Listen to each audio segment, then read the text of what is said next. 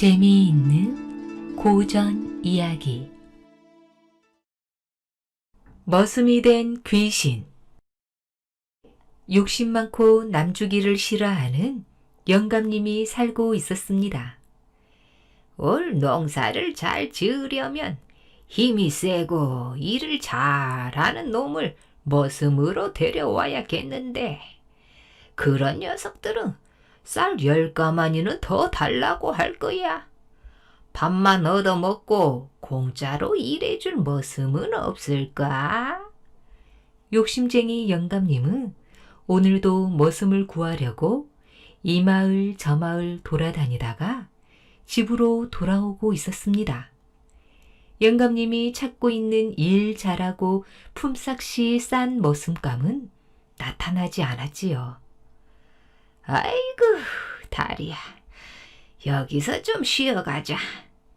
영감님은 산 고갯길을 걸어오다가 길 옆에 있는 바위 위에 앉아서 담배를 한 대 피웠습니다. 밥만 3끼씩 얻어먹고 공짜로 일할 머슴이 없을까? 영감님은 담배를 푸푸 피우면서도 입버릇처럼 중얼거렸습니다. 영감님, 여기 있으니 나를 데려가십시오. 그때 가시덤불 속에서 굵다란 사내의 목소리가 들려왔습니다. 영감님은 눈을 커다랗게 뜨고 사방을 두리번거리면서 찾아보았지만 아무도 없었습니다. 내가 잘못 들었구먼. 영감님, 나를 머슴으로 데려가 주십시오. 또렷또렷하게 들려오는 목소리에 영감님은 등골이 오싹해졌습니다. 영감님, 하루 3끼 영감님과 똑같이 밥을 먹여주시면 열심히 일을 할 테니 나를 머슴으로 데려가 주십시오, 영감님. 너는 사람이냐 귀신이냐? 얼굴을 내밀어 보아라. 나는 총각 귀신이요. 뭐라고? 영감님은 벌떡 일어나 무작정 달아나기 시작했습니다. 영감님의 뒤를 따라오는 귀신의 발자국 소리가 등 뒤에서 들려왔습니다. 영감님이 빨리 걸으면 귀신의 발자국 소리도 빨라지고, 영감님이 천천히 걸으면 귀신의 발자국 소리도 느려졌습니다. 청청 밝은 대낮에 귀신을 만나다니, 총각 귀신을 어떻게 따돌린다. 영감님은 곰곰이 생각하다가 거짓말을 하기로 했습니다. 그래라 그래. 밥 3끼만 먹여줄 테니 우리 집 머슴으로 오너라. 오늘은 쉬고 내일 아침부터 오너라. 예, 감사 또 감사합니다. 귀신은 낄낄 걸으면서 어디론가 가버렸습니다. 으이, 별별 희한한 일도 다 있구먼. 영감님은 간신히 귀신을 떼어버리고 집으로 돌아왔지요. 다음 날 아침, 영감님네 마당에서는 뜻밖의 일들이 일어나고 있었습니다. 사람은 보이지 않는데 쌀이비가 저 혼자서 왔다 갔다 하면서 마당을 깨끗이 쓸고 있었습니다. 어허이, 쌀이비 혼자 마당을 쓸다니, 이게 웬일이람. 주인 영감님, 제가 왔습니다. 마당에서는 어제 들었던 총각 귀신의 목소리가 들려왔습니다. 아니, 자네 정말로 우리 집에서 머슴살이를 할 텐가? 욕심쟁이 영감님은 속으로 깜짝 놀랐지만 할 수 없이 귀신을 머슴으로 들였습니다. 귀신이라 깨름직했지만 공짜로 부려먹을 수 있다는 것에 마음이 놓였던 것입니다. 아우, 덥다. 넓은 마당을 쓸었더니 배가 고프군. 주인 영감님, 빨리 밥 좀 지시구랴. 여보게, 귀신도 밥을 먹나? 냄새만 맡으면 될 게 아닌가? 허허이, 그건 영감님이 모르시는 말씀입니다. 나는 영감님이 먹는 것은 모두 똑같이 먹을 테니 두고 보십시오. 할머니는 밥상을 차려다가 마루에 놓아 주었습니다. 딸깍딸깍 후루룩 후루룩. 귀신은 숟가락 젓가락 소리를 내면서 후루룩 후루룩 된장국을 마셨습니다. 귀신의 모습은 보이지 않았지만 숟가락 젓가락이 왔다 갔다 하며 반찬들이 줄어들었습니다. 얼마 동안 고분고분하던 귀신은 날이 갈수록 꾀를 부리면서 영감님을 들볶기 시작했습니다. 그리고 말씨도 고약해졌지요. 귀신은 영감님을 졸졸 따라다니면서 영감님 흉내를 내었습니다. 할멈, 오늘 장에는 굴비나 한두름 사오소. 할멈, 오늘 장에는 굴비나 한두름 사오소. 이런 못된 놈을 보게나. 어른말을 흉내내다니. 이런 못된 놈을 보게나. 어른말을 흉내내다니. 아이고, 골치야. 이게 무슨 꼴이야. 아이고. 아이고, 골치야. 이게 무슨 꼴이야. 아이고. 영감님은 더 이상 참을 수가 없었습니다. 이놈아, 종각 귀신 놈아, 썩 나가거라. 너 같은 놈은 머슴으로 둘 수 없으니 썩 나가거라. 나가! 1년 12달 365일을 몽땅 채우고 나갈 테니 그때까지 기다려 주십시오.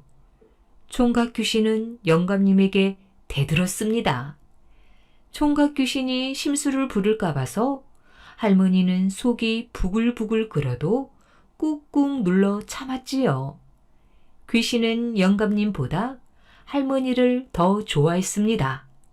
귀신아, 너는 도대체 어떻게 생겼느냐? 나는 내 얼굴이 한번 보고 싶구나. 할머니는 자나깨나 앉으나 서나 귀신을 집에서 쫓아낼 생각만 하고 있었지요. 할멈이 나를 보고 싶어 하면 내가 얼굴을 보여주지. 다음 날 아침 영감님과 할머니는 소스라치게 놀라 어리둥절했습니다. 집에 있는 벽마다 울긋불긋 귀신 딱지들의 그림이 그려져 있었습니다.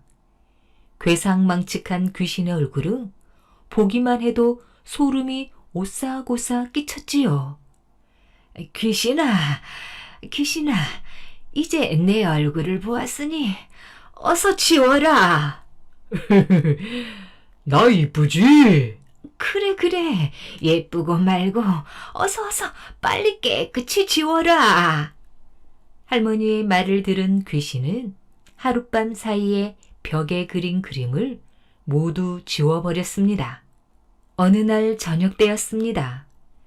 할머니는 영감님 밥상에는 굴비를 구워놓고 귀신의 밥상에는 굴비를 놓지 않았습니다. 밥을 먹던 귀신이 갑자기 소리를 질러댔지요. 영감아, 나도 굴비 좀 먹자. 영감 입이나 내 입이나 다를 게 뭐가 있어? 귀신은 굴비를 뚝 잘라갔습니다. 이제 저런 고약한 놈을 보게나. 영감님은 화가 치밀어 올라 분통이 터졌지만 참을 수밖에 없었습니다. 아이고, 공짜 머슴 좋아했다가 이게 무슨 꼴이야. 욕심쟁이 영감님은 스스로 누이치기 시작했습니다. 어느 날 영감님네 집에 스님이 찾아왔지요. 그때 귀신은 어디로 놀러 가고 집에는 영감님과 할머니만 있었습니다. 스님, 부처님께 쌀 100가마니를 시주하겠으니 받아주십시오. 욕심쟁이 영감님은 큰 결심을 하였습니다. 거지가 와도 쌀 한 톨 주지 않던 영감님은 부처님께 시주를 하여 귀신을 쫓아낼 생각이었습니다. 스님, 우리 집에는 귀신이 들어와서 살고 있습니다. 귀신의 행패 때문에 못 살겠습니다. 어떻게 하면 귀신을 쫓아낼 수 있겠습니까? 스님, 가르쳐 주십시오. 영감님은 눈물을 흘리면서 말했습니다. 나무 아미타불 관세음보살. 박쥐를 잡아다가 귀신에게 먹이면 귀신은 죽을 것이요. 예, 스님, 감사합니다. 영감님은 코가 땅에 닿도록 큰 절을 했습니다. 스님이 돌아간 뒤에 영감님은 박쥐를 잡아다가 맛있게 구웠습니다. 귀신이 박쥐 고기인지 모르게 계란을 발라서 튀김을 만들었지요. 할머니는 귀신의 밥상에는 놓지 않고 할아버지 밥상에만 놓았습니다.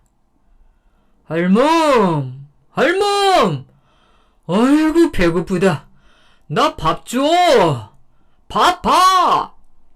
귀신은 떠들면서 뛰어 들어왔습니다. 이야, 그거 참 맛있게 생겼다. 영감님 혼자만 먹지 말고 나도 한 입 먹어봅시다. 귀신은 박쥐 고기를 냉큼 집어 먹었지요. 아이고, 나 죽는다. 총각 귀신은 마당을 빙빙 맴돌다가 죽어버렸습니다. 아이고, 공짜 머슴 좋아하다가 하마터면 죽을 뻔했구나. 그 후로 욕심쟁이 영감님은 욕심을 버리고 살게 되었다고 합니다. 은혜에 갚은 청룡. 황해남도 용영군 원소라는 데 가면 큰 굴 안에서 물이 콸콸 솟아나와 기름진 벌을 적시며 흐릅니다. 이 샘물과 굴에는 이런 이야기가 전하여 내려오고 있답니다. 지금으로부터 몇백 년 전의 일인지 잘 알 수는 없으나 어느 해 이 지방에는 큰 가뭄이 들었습니다. 곡식은 다 마르고 땅은 거북등같이 갈라졌지요. 흉년이 든 이 해의 농민들의 살림은 말이 아니었습니다.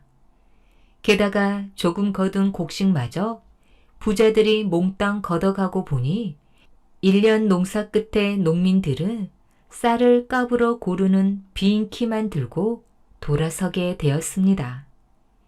이 고장에 사는 박서방도 그러한 농사꾼 중에 한 사람이었지요.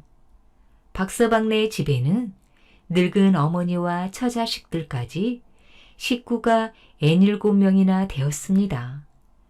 그런데 그 흉년이 들고 보니 한두 식구도 아닌 그 많은 식구들이 끼니를 이어간다는 것이 참으로 힘겨운 일이었지요. 애들은 나가 놀지도 않고 어머니의 치맛자락을 붙들고 밥 달라고 졸라댔습니다. 이 광경을 보고 있던 박서방은 하도 기가 막혀 소나무 껍질이라도 벗겨오려고 뒷산에 올라갔습니다. 산에 올라가 넓은 벌판을 바라보니 황폐한 들에는 노란 풀 몇 잎만 나풀거리고 있어 내년 농사도 될 것 같지 않았습니다. 박서방은 자기도 모르는 사이에 한숨을 내쉬었지요. 그런데 난데없이 예쁘게 생긴 한 처녀가 박서방 앞에 나타나 공손히 절을 하는 것이었습니다. 이때까지 제 생각에 잠기고 있던 박서방은 당황하여 도대체 이것이 사람인지 귀신인지 분간하지를 못하여 멍청이 쳐다보고만 있었지요. 그 처녀가 먼저 말하기를 예부터 여자가 한숨을 쉬면 땅이 석자나 파인다고 하였는데 당신은 무슨 일로 사내 대장부가 그리 깊은 한숨을 쉬시나이까. 박서방은 알지 못하는 여자의 당돌한 물음에 은근히 노여움이 가서 당신은 알 바가 아니요. 하고 퉁명스럽게 대답하였습니다. 이 미천한 사람도 도움이 될는지 모르오니 허물없이 말씀하여 주셔요. 처녀는 물러서려 하지 않았습니다. 대장부들이 하지 못한 일을 어찌 여자들이 하리요? 종이장도 맞들면 가볍다는데 무슨 근심이 온지 같이 알고 지내는 것이 좋을까 하나이다. 그리하여 박서방도 인정어린 처녀의 말을 듣게 되어 자기가 겪는 곤란한 사정을 죄다 이야기했습니다. 이야기를 다 듣고 난 처녀는 일어서며 자기만 따라오면 쌀이 생길 터이니 같이 가자고 하였지요. 박서방은 쌀이 생긴다는 바람에 처녀를 따라갔습니다.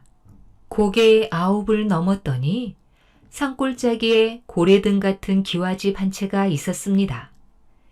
집 근처에 가더니 처녀는 박서방더러 여기서 기다리다가 해가 서산에 기울어지면 집 안으로 들어오되 앞 대문으로 들어오지 말고 뒷 대문으로 들어올 것이며 들어와서는 어떻게 하라고 구체적으로 대주고는 12대문을 열고 들어갔습니다. 박서방은 처녀가 들어간 다음 집 앞에 우두커니 서서 꿈속에서 보는 듯한 기와집을 훑어보았습니다. 내가 도대체 도깨비한테 홀린 것이 아닌가? 이런 생각이 들자 그는 갑자기 집으로 돌아가고 싶은 마음이 간절하였습니다. 그러나 이왕 여기까지 온 바에야 끝장을 보고 가야겠다는 생각이 들어 밤이 되기를 기다렸지요. 어느덧 산골의 해는 서산에 기울어지고 동력에 달이 둥실 떠올랐습니다. 박서방은 뒷문으로 들어가 처녀가 대준 대로 둘째 방 앞에 가서 기침을 하니 처녀가 반겨 맞아들였습니다. 방 안에 들어간 박서방은 처녀가 차려다 준 밥상을 받았습니다. 며칠째 풀죽도 변변히 먹어보지 못한 그는 잠깐 사이에 밥을 개눈 감추듯 먹어버렸는데 그만 밥에 취해 그 자리에 쓰러져 잠들고 말았습니다. 그럭저럭 박서방이 집을 떠난 지 석 달이 지났지요. 박서방은 집 생각이 간절하였습니다. 하루는 처녀더러 하는 말이 내가 집을 떠난 지 퍽이나 오래되었는데 그 사이에 집 식구들이 굶어 죽지는 않았는지 모르겠소. 처녀는 얼굴에 미소를 담고서 그러면 가보고 오라고 쾌히 승낙하였습니다. 박서방이 집에 돌아와 보니 게딱지 같던 오두막살이는 어디론지 사라지고 고래등 같은 기와집 한 채가 아담하게 자리 잡고 있었습니다. 박서방은 어리둥절하여 집에 들어가지 못하고 집 주위를 빙빙 돌고 있었습니다. 때마침 손자의 손목을 끌고 대문으로 나오는 어머니와 마주쳤지요. 어머니는 떠난 지 석 달이 된 아들을 보자 마치 죽었던 아들을 만난 것처럼 반가워하였습니다. 아니 애비야. 넌 왜 집에 들어오지 않고 손님 마냥 겉으로만 돌고 있느냐? 이 집이 바로 내가 벌어다 준 돈으로 지은 거란다. 어서 안으로 들어가자. 하며 아들을 끌고 들어갔습니다. 사연을 모르는 박서방은 방에 들어가 앉자마자 어떻게 된 영문인지 물었지요. 어머니가 신이 나서 이야기를 하였습니다. 내가 떠난 지 바로 열흘째 되던 날이다. 웬 사람들이 소에 쌀과 돈을 싣고 와서 말하기를 이것이 모두 주인님이 벌어서 보내준 것이오니 받아주십시오 하더니 모두 앞마당에 부려놓고 갔다. 집 사람들은 양식과 내년 먹을 것을 얼마 남겨두고 이웃 바우네와 곱단이네 집에 나누어주고 남은 것으로 평생 소원이었던 기와집을 한 채 지었단다. 어머니의 말을 다 듣고 난 박서방은 이것이 모두 그 처녀가 한 일임에 틀림없다고 생각하였습니다. 그리하여 다음날 박서방은 처녀에게 인사하기 위해 집을 떠났지요. 고개 셋을 지나 울창한 버드나무 밑을 지나가는데 어디선지 백발 노인이 나타나 담배 한 입을 주며 말하였습니다. 내가 찾아가는 처녀는 사람이 아니라 백년 묵은 구렁이다. 만약 내가 내 말을 듣지 않으면 죽을 터이니 그리 알아라. 박서방은 그 처녀가 구렁이라는 말에 깜짝 놀랐습니다. 내가 이제 이 담배를 그 집에 가기 전에 다 피우되 연기를 하나도 내보내지 말고 가서 문구멍으로 처녀의 방을 들여다 보아라. 그러면 거기에 또아리 들고 있는 큰 구렁이를 보게 될 터인데 내가 문을 열고 들어가면 그 구렁이는 간 곳이 없고 그 대신 처녀가 앉아서 바느질을 할 것이다. 너는 태연히 들어가서 그 여자가 잘 때에 입에 침을 뱉어 넣어라. 그러면 너의 생명은 구원되리라. 그러나 만약 내 말을 어겼다가는 생명을 구하기 어려울 것이니 그리 알거라. 하고 위엄있게 말하였습니다. 박서방은 얼결에 대답은 하였으나 그 말을 들어야 할지 안 들어야 할지 갈피를 잡지 못하였습니다. 처녀의 덕으로 운이 텄는데 어찌 그럴 수 있겠느냐는 생각도 없지 않았지요. 하지만 당장 부닥친 일이니 어쨌든 이 일을 밝혀 보기로 마음먹었습니다. 담배를 말아 비우며 처녀의 집까지 이르렀습니다. 노인이 말한 대로 살그머니 들여다보니 과연 커다란 구렁이가 방 안에 가득 차 있었습니다. 이것을 본 박서방은 머리끝이 하늘로 곤두섰지요. 그러나 마음을 굳게 먹고 기침을 하며 방문을 열고 들어갔습니다. 그랬더니 구렁이는 간 곳이 없고 처녀가 앉아 바느질을 하고 있었습니다. 구렁이가 있던 온돌 바닥은 석자나 파여 있었습니다. 처녀는 박서방의 손목을 부여잡더니 이야기를 시작했습니다.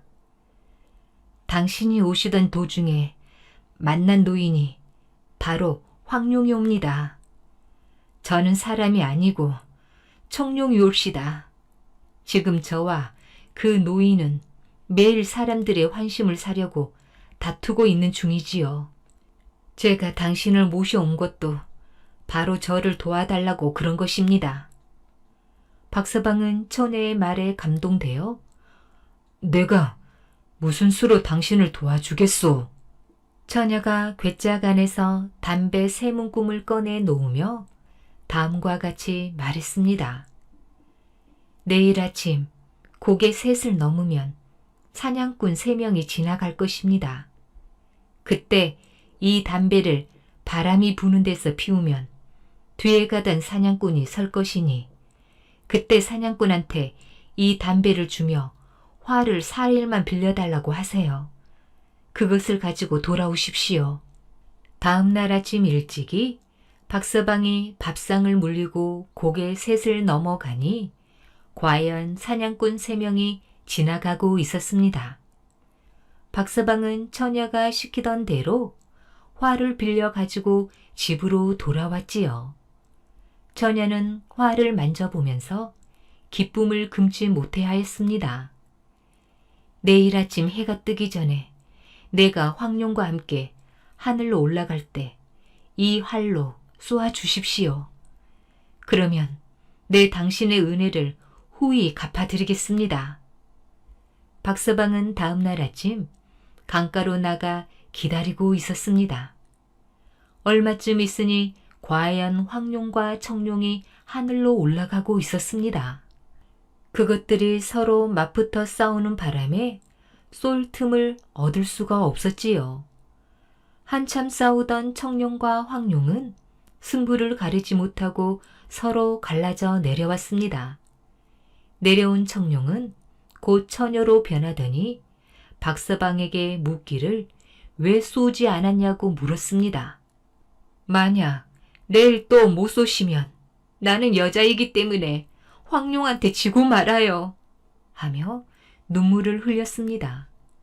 다음날 박서방은 마음을 단단히 먹고 또 강가로 나갔더니 어제와 마찬가지로 황룡과 청룡이 싸우면서 휘감겨 돌아가는데 햇빛을 받아 용의 비늘이 무섭게 번쩍거렸습니다. 활에 살을 먹여 힘껏 잡아당겼지요. 황룡이 번쩍 이쪽으로 뒤틀 때 박서방은 살을 놓았습니다. 화살은 공중으로 날아오르더니 황룡의 몸에 맞았습니다. 황룡은 공중에서 떨어져 죽고 말았지요. 청룡은 공중에서 빙빙 돌더니 처녀로 변하여 박서방 앞에 나타나 이제 나는 용이 되어 하늘로 올라가게 되었으니 당신의 은혜를 무엇으로 갚아야 할지 모르겠나이다. 만약 당신이 소원이 있으시다면 무슨 말씀이시든지 해주세요. 박서방은 잠시 생각에 잠겼다가 더듬더듬 말했습니다. 지금 우리 마을 앞 들판에는 물이 없어 백성들이 대단히 고생을 하고 있는데 그 들판에 물을 대주시면 그 이상 고마울 것이 없겠습니다. 말이 끝나자마자 처녀와 기아집은 온데간데 없이 사라지고 말았습니다. 그리하여 박서방은 꿈에서 깨어난 사람처럼 허둥지둥 집으로 돌아왔습니다. 박서방이 집으로 돌아온 지 사흘째 되던 날 밤이었지요. 꿈에 하늘에서 청룡이 내려와 이르기를 내일 밤에 하늘에서 돌이 비처럼 쏟아질 것이니 이 마을 사람들을 모두 산으로 피신시키십시오. 그러고는 구름에 쌓여 하늘로 올라갔습니다. 박서방이 깜짝 놀라 깨어보니 꿈이었지요. 박서방은 아침 일찍 일어나 동네를 돌아다니면서 밤에 돌비가 내릴 테이니 산으로 모두 올라가라고 말했습니다. 그러자 원래 착하고 정직한 박서방을 믿는 이웃들은 이 말에 반드시 무슨 곡절이 있으리라 생각하고 산으로 피신하였습니다. 그러나 부자네 집에서는 세상에 하늘에서 돌비가 오다니 그놈이 며칠 산으로 싸다니더니 정신이 나간 모양이라고 욕설을 퍼부으며 콧방귀를 뀌었습니다. 그날 밤이었지요. 금시 개었던 하늘에 먹장 구름이 뒤덮이기 시작했습니다. 뒤이어 내성 병력이 하늘 땅을 뒤흔들더니 갑자기 큰 산이 무너져 내려앉듯 돌비가 쏟아졌습니다. 농민들이 지어놓은 농사를 빼앗아 먹던 욕심쟁이 부자들은 박서방 말을 믿지 않고 마을에 남아있다가 돌비를 맞고 크게 다치고 말았지요. 날이 밝자 피신했던 사람들은 모두 마을로 내려왔습니다. 그런데 마을 앞에는 난데없는 기름진 벌판이 넓게 펼쳐졌고 산 밑에는 큰 굴이 뚫려 그 굴 속에서는 물이 콸콸 쏟아져 나와 기름진 벌판을 적시며 흐르고 있었습니다. 박서방과 마을 사람들은 기름진 벌을 똑같이 나누어 가지고 행복하게 살았다고 합니다. 봉이 김선달이란 이름에 깃든 이야기. 김선달이 서울 구경을 올라갔습니다. 하루는 종로거리에 나가 보았지요. 그런데 길에다 시뻘건 흙을 새로 쭉 깔아놓고 통행을 금지하는 것이었습니다. 웬일인가 하고 알아보니 왕의 행차가 있을 모양이라고 하였습니다. 김선달은 때마침 왕의 행차까지 구경하게 된 것이 여간 기쁘지 않았습니다. 그래 거기 있는 사람에게 행차가 언제 있는가 하고 물었더니 점심때나 돼야 있을까라고 하였지요. 김선달은 아직 시간이 넉넉하다고 생각하면서 장거리 구경하러 발길을 옮겼습니다. 포목전, 명주전, 모시전, 종이전, 어물전들이 질비하게 늘어선 장거리는 흥청거렸습니다. 이것저것 구경을 하며 한 모퉁이를 돌아서니 거기에는 닭전이 있었습니다. 수십 개의 닭전이 좁은 골목 양쪽에 가지런히 자리 잡고 닭, 오리, 꿩들을 사고 팔고 하였지요. 김선달의 눈이 제일 큰 닭전에 멈췄습니다. 빗자루 같은 상투를 내놓고 토목수건으로 머리를 질끈 동여맨 닭장수는 툰망울 같은 누나를 휘두르면서 시골서 닭 팔러 온 농민을 깔보고 으르기도 하고 능청스럽게 구슬리기도 하며 닭을 헐값으로 사고 비싼 값으로 팔곤 했습니다. 닭장수마저 농민들을 시골내기라고 업신여기는 것을 본 김선달은 마치 자기가 모욕을 당하기나 하는 것처럼 닭장수가 몹시 밉살스럽고 농민들이 불쌍하였습니다. 김선달은 그 닭장수를 골려주고 싶었습니다.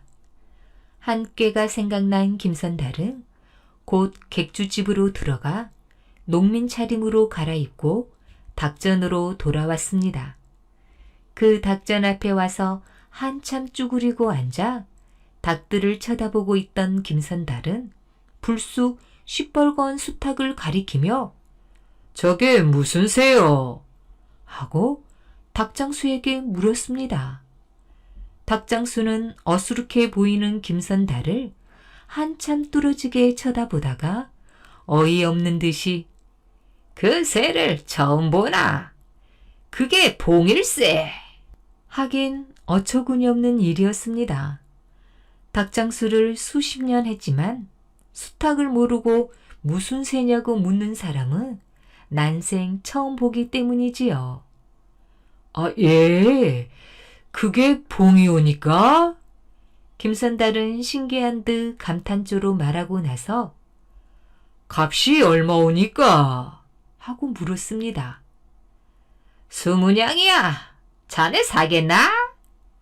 닭장수는 사지도 못할 녀석이 시끄럽게 군다는 투로 이렇게 대답했지요. 이야, 그거 비싸다. 김선달의 말이었습니다.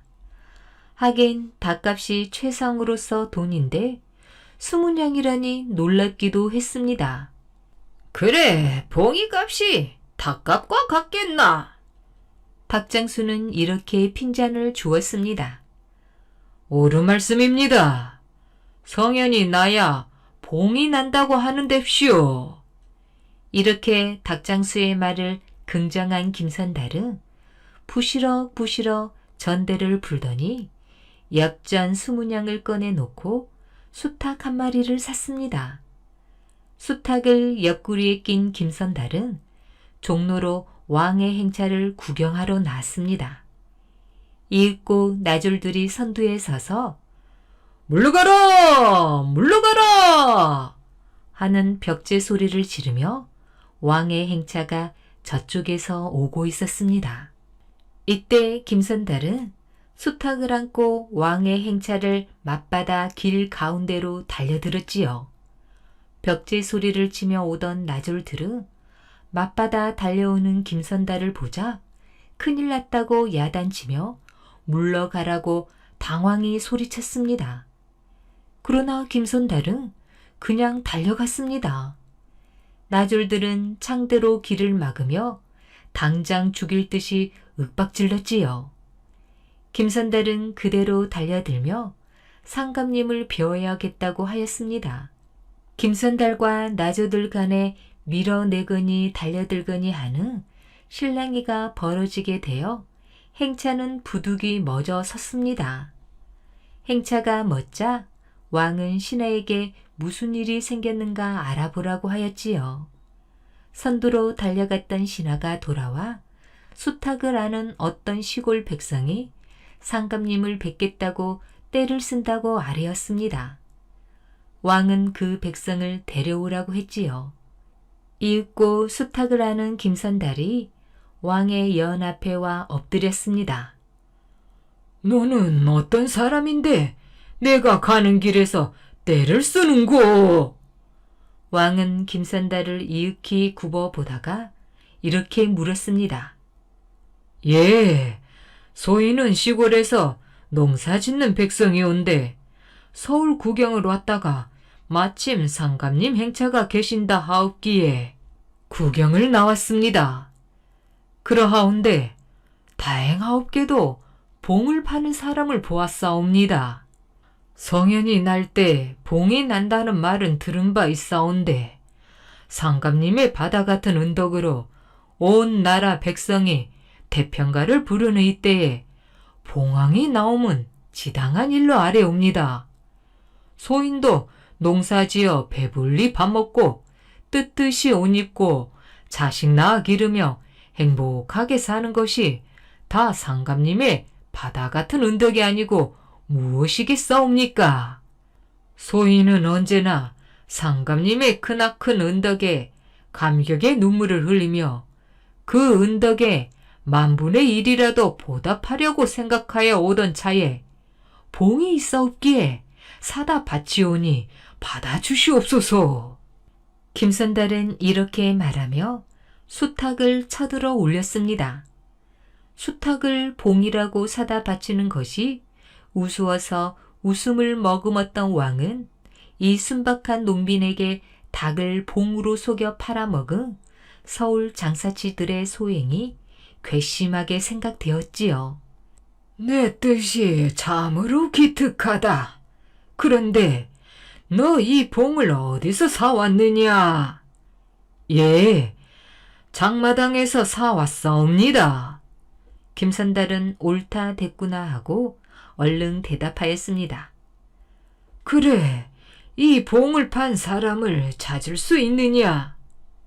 예, 아직도 장마당에 있으리라 생각되옵니다. 여봐라! 왕은 사령들을 불렀습니다. 사령들이 즉시 대령하였지요. 너희들 이 농민과 함께 저자에 가서 봉을 판 사람을 잡아오너라.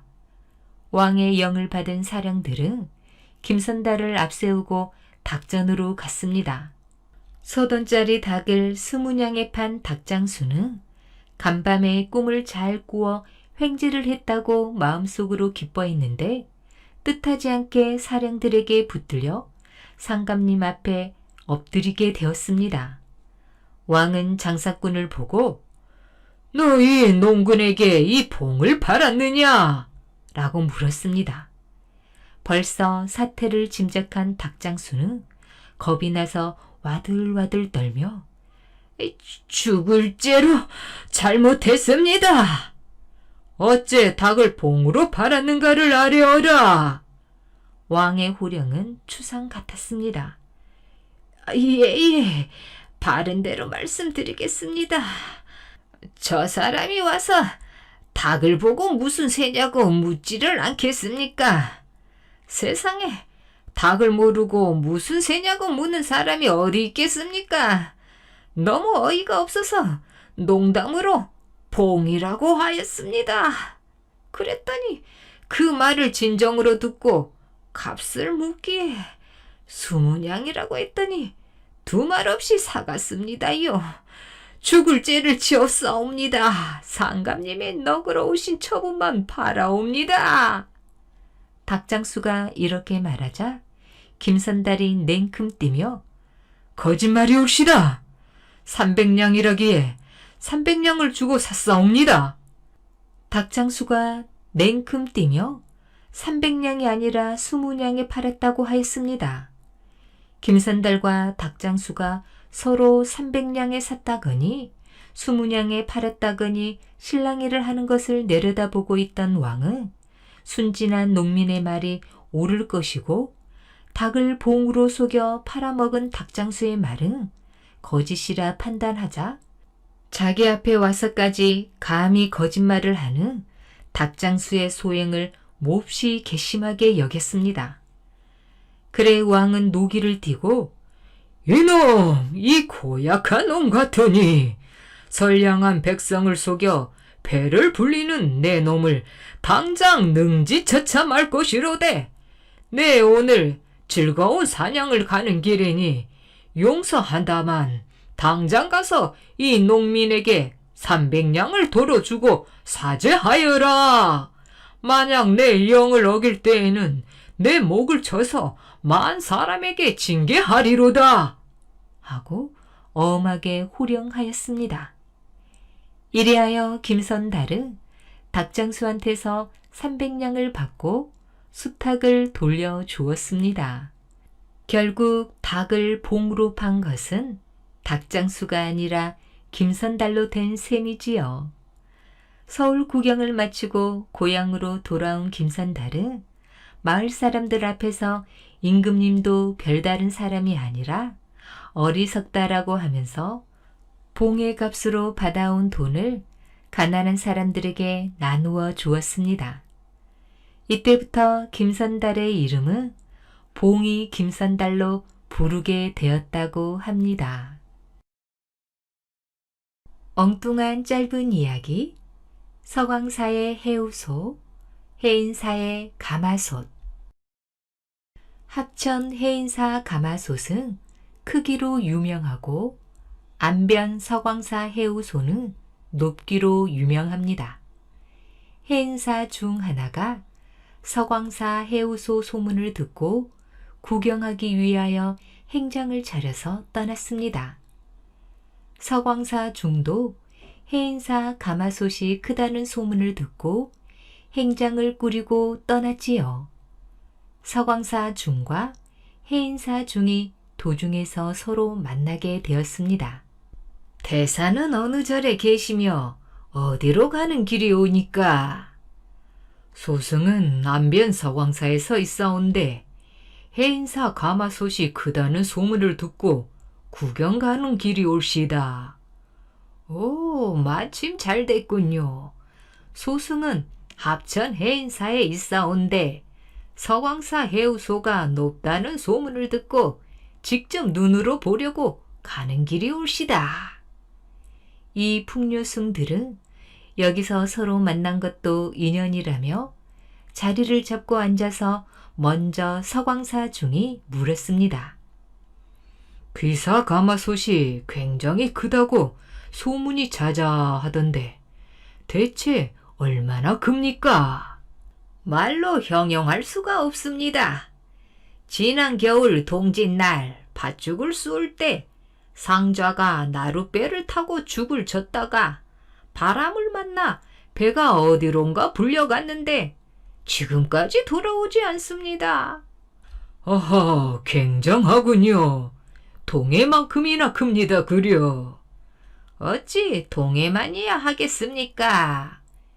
해인사 중이 대답하자 서광사 중이 물었습니다. 이번에는 해인사 중이 물었습니다. 귀사 해우소가 높기로 유명한데 얼마나 높기에 소문까지 났습니까? 높기야말로 형용할 수 없지요. 소승이 떠날 때 뒤를 보았는데 아직도 똥덩어리가 바닥에 떨어지지 않았을 깹니다. 어허, 그거 대단히 높습니다 그려. 마치 하늘만큼이나 높구려. 천만에요. 어찌 하늘만큼이야 높겠습니까? 지금 대사를 만나서 자세한 말씀을 들었으니 가볼 필요가 없겠군요. 하고 서로 작별 인사를 마친 후 헤어졌다고 합니다. 옹달샘 처녀. 꼬불꼬불 산길 언덕 아래 조그만 옹달샘이 있었습니다.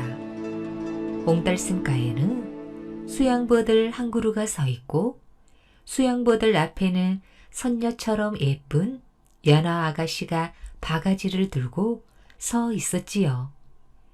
연화 아가씨는 꼬부랑 고개를 넘는 사람들에게 시원한 샘물을 한 바가지씩 떠서 목마름을 덜어주고 있었습니다. 여보게들, 우리 꼬부랑 고개로 가서 예쁜 아가씨가 떠주는 샘물을 마시러 가세. 마을 총각들은 앞을 다투어 옹달샘으로 몰려갔지요. 아, 저 아가씨는 선녀야, 선녀. 저렇게 아름다운 아가씨는 하늘 아래에선 없을 거야. 저렇게 아름다운 아가씨를 아내로 맞을 순 없을까? 연하 아가씨를 한 번 본 마을 총각들은 모두들 연하 아가씨에게만 정신이 팔려서 농사를 짓는 일도 않고 날마다 꼬부랑 고개로 와서 샘물을 얻어 마셨습니다. 농사철이 되어도 일을 할 사람이 없어 마을마다 큰 걱정이 생겼지요. 참다 못한 마을 어르신이 고을원님에게 찾아가서 딱한 사정을 이야기했습니다. 사또, 큰일 났습니다. 우리 마을 총각 녀석들은 모두 여우인지 귀신인지 모르는 처녀에게 홀려서 일은 않고 샘물만 마시러 가니 큰일 났습니다. 현명하신 사또님께서 마을 총각들이 샘물을 마시러 못 가게 해 주시옵소서. 사또는 포졸들을 시켜서 연하 아가씨를 잡아오게 했습니다. 죄인은 고개를 들라. 사또 앞에 꿇어 엎드린 연하 아가씨는 고개를 들었습니다. 아니, 세상에서 이렇게 아름다운 사람도 있을까? 연하 아가씨를 본 사또도 연하 아가씨에게 홀딱 반해버렸습니다. 얘야, 너는 어디에 사는 누구냐? 그리고 어떤 사연으로 길 가는 사람들에게 샘물을 떠주는 곳이냐? 사또님, 저는 염라대왕의 셋째 딸 연화공주입니다. 연화 아가씨는 은쟁반 위에 금구슬을 굴리는 듯한 목소리로 말했습니다. 호호, 얼굴도 아름다울 뿐더러 목소리 또한 아름답구나. 그래서 저는 큰 죄를 지어서 염라국에서 쫓겨났습니다. 인간 세상에 나가 좋은 일을 4,000일 동안 하라는 아바마마의 분부가 계셔서 목마른 길손님들에게 샘물을 떠드리고 있사옵니다. 오늘부터 그 일은 당장 집어치우고 나하고 함께 사는 게 어떠냐? 사또는 연화 아가씨를 둘째 아내로 맞아들이고 싶었습니다. 아니되옵니다. 저의 죄를 용서받으려면 아직도 1,000일이 남았습니다. 소녀를 다시 옹달샘으로 돌려보내주시옵소서. 사또는 엉뚱한 속셈이 있어서 연화 아가씨를 옹달샘으로 보내주고 포졸들을 시켜서 연화 아가씨를 지키게 했습니다. 1,000일 동안 기다렸다가 연화를 자기 아내로 만들 작정이었지요. 사또는 1,000일이 빨리 지나가기를 기다리고 있었습니다. 그 후 어느 날이었습니다. 거지 차림의 초라한 나그네 한 사람이 땀을 뻘뻘 흘리며 길을 가다가 멈추었습니다. 아, 덥다. 아가씨, 죄송하오나 나에게도 물 한 바가지 주실 수 있습니까? 아, 어쩜? 연하 아가씨는 나그네 총각을 바라보는 순간 마음이 쏠렸습니다. 옷차림은 보잘것없지만 생김은 귀공자 같았습니다. 연하 아가씨는 방긋 웃으면서 나그네 총각에게 물을 떠 주었지요. 나그네 총각은 물을 단숨에 마시고 나서 잘 마셨소. 감사합니다. 나한테는 드릴 게 없으니 이거라도 받으십시오. 나그네 총각은 품속에서 옷바가지 하나를 연하 아가씨에게 내주고는 성큼성큼 산고개를 넘어가 버렸지요. 이럴 수가. 연하 아가씨는 깜짝 놀랐습니다. 옥바가지에 담긴 물에서는 향긋하고 싱그러운 꽃향기가 풍겼습니다. 연하 아가씨는 자꾸자꾸 옥바가지로 물을 떠 마셨습니다. 옥바가지로 물을 떠 마신 연하 아가씨의 가슴 속에는 성도 이름도 모르는 나그네 총각을 그리워하는 마음이 생겨났지요. 연화 아가씨는 다른 사람에게도 나그네 총각이 준 옥바가지로 물을 떠 주었습니다. 아유, 물맛이 꿀맛이다, 꿀맛이야. 옹달샘 샘물은 꿀물이구나. 이번에는 여러 고을에서 샘물을 마시려고 몰려들었습니다. 연화 아가씨와 옥바지와 향긋한 옹달샘 물 맛은 온 나라에 가득히 퍼져 왕자님의 귀에까지 들렸습니다. 어느 날 왕자님은 사또에게 옹달샘 물도 마시고 연하 아가씨를 보러 가겠다는 편지를 보냈습니다. 허허, 이거 큰일 났구나. 내가 잘못하다가는 연하 아가씨를 왕자에게 빼앗기겠는걸. 좋은 수가 없을까. 사또는 며칠 동안 골똘히 생각한 끝에 좋은 꾀를 생각해냈습니다. 옳거니 우리 복실이를 연하로 꾸며서 내보내자. 일이 잘 되면 우리 복실이는 왕자님한테 시집도 갈 수 있을 게다. 사또는 무릎을 탁탁 치면서 싱글벙글 웃었습니다. 사또는 자기의 딸 복실이를 연하 아가씨처럼 꾸며서 옹달샘으로 보내고 연하 아가씨는 별장에 가두어 놓았습니다. 왕자님, 저기 저 수양버들 앞에 서 있는 아이가 연하 아가씨고요. 그 앞에 향내 나는 옹달샘이 있사옵니다. 사또는 왕자님을 안내했습니다. 연하 아가씨는 참으로 아름답습니다. 나도 왕자님과 함께 물 한 바가지 얻어 먹어 봅시다. 왕자님은 옹달샘 앞으로 다가갔지요. 연하 아가씨, 물 한 바가지 주십시오. 물에서 꽃향기가 풍기나면서요. 연하 아가씨로 꾸민 복실 아가씨는 옥바가지로 물을 떠서 왕자님께 드렸습니다. 물이 썩었구나. 이렇게 고약한 냄새는 난생 처음이다. 왕자는 코를 감싸쥐고 옥바가지를 내던졌습니다. 아이고, 왕자님, 죽을 죄를 지었습니다. 목숨만 살려주십시오. 연하 아가씨는 저의 집 별땅에 있고 이 애는 제 딸입니다. 살려주십시오. 사또는 코가 땅에 닿도록 절을 하면서 싹싹 빌었습니다. 어서 빨리 연하 아가씨를 만나게 해라. 왕자님은 연하 아가씨에게 옥바가지를 준 나그네 총각이었습니다. 나그네로 꾸민 왕자님은 온 나라 안을 떠돌아 다니다가 연하 아가씨를 만난 것이었습니다. 대굴로 돌아온 왕자님, 즉 나그네 총각은 연하 아가씨를 그리워하다가 오늘 꼬부랑 고개를 찾아온 것이었습니다. 왕자님, 큰일 났습니다. 분명 연하 아가씨를 별땅에 가두어 두었는데 온데간데 없습니다. 이상한 일이었습니다. 아무리 찾아보아도 연하 아가씨의 모습은 영영 찾을 길이 없었습니다. 왕자님은 그날 밤 이상한 꿈을 꾸었습니다. 하얀 옷을 입은 연하 아가씨가 빨간 피를 흘리면서 나타났지요. 왕자님, 나그네 총각님, 저는 별땅 앞에 있는 못 속에 빠져 죽었습니다. 연하 아가씨는 울고 있었습니다. 연하 아가씨, 누가 아가씨를 죽였소?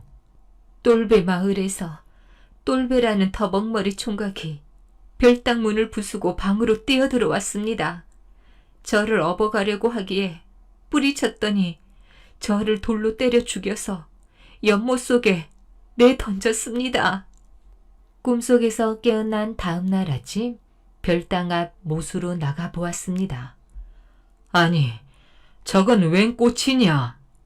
별당 앞 연못 속에는 나그네 총각, 즉 왕자님이 준 옥바지 모양과 같은 분홍색 꽃 한 송이가 피어 있었습니다. 왕자님은 자기를 그리워하던 연화 아가씨 넋이 자기가 준 옥바가지 모양으로 핀 꽃을 연꽃이라고 불렀습니다.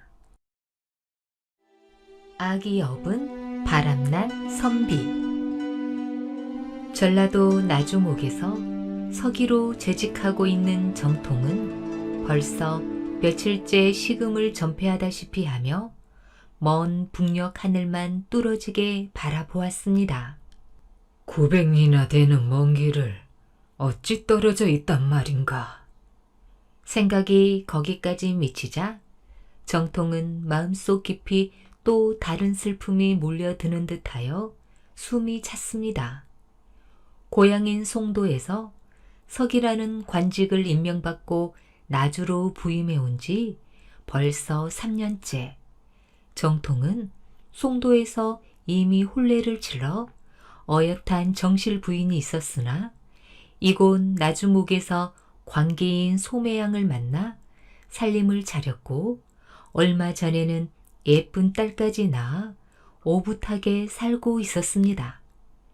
그런데 며칠 전 조정으로부터 다시 송도로 돌아오라는 명이 내려졌습니다. 정통은 두고 가야 하는 소매양과 딸아이와 떨어져 있을 생각을 하니 그만 눈앞이 캄캄하였지요. 비록 자신과 살림을 차리고 아이까지 낳았다고는 하지만 그래도 소매양은 엄연히 광기의 몸이었습니다. 그러니 정통이 제 아무리 소매양을 데려가고 싶어도 자신의 주의로는 도저히 불가능한 일이었지요.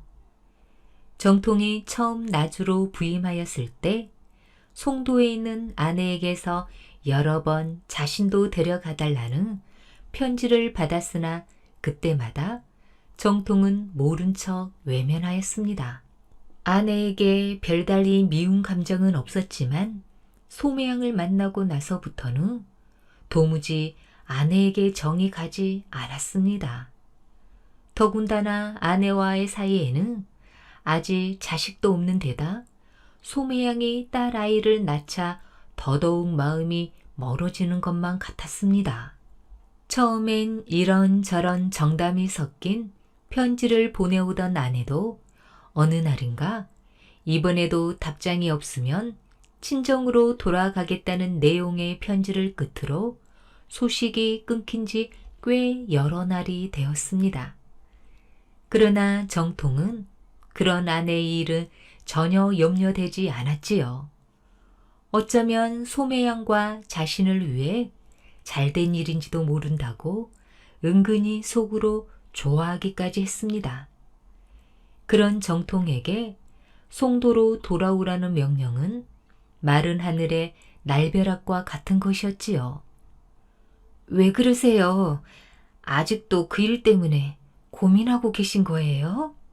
방문을 열고 들어오는 소매양의 목소리에 정통은 얼른 눈가에 괜 눈물을 훔쳤습니다. 아니요. 그냥 마음이 좀 심란하여서. 말끝을 얼버무리는 정통을 바라보는 소매양의 얼굴에도 근심의 빛이 가득했습니다. 내일은 꼭 지체하지 말고 길을 떠나시라는 목사님의 분부가 계셨습니다. 내일? 내일 당장 말이요. 예, 좀 전에 관아에서 사람이 다녀갔습니다. 소매양은 포대기에 쌓인 아이를 들어올려 젖을 물리며 말했습니다. 소매양도 정통도 아무 말이 없었습니다. 해그름이 되어 방 안의 어두운 기운이 먹먹하게 짙어오는데도 두 사람은 그저 멍하니 앉아 있었지요.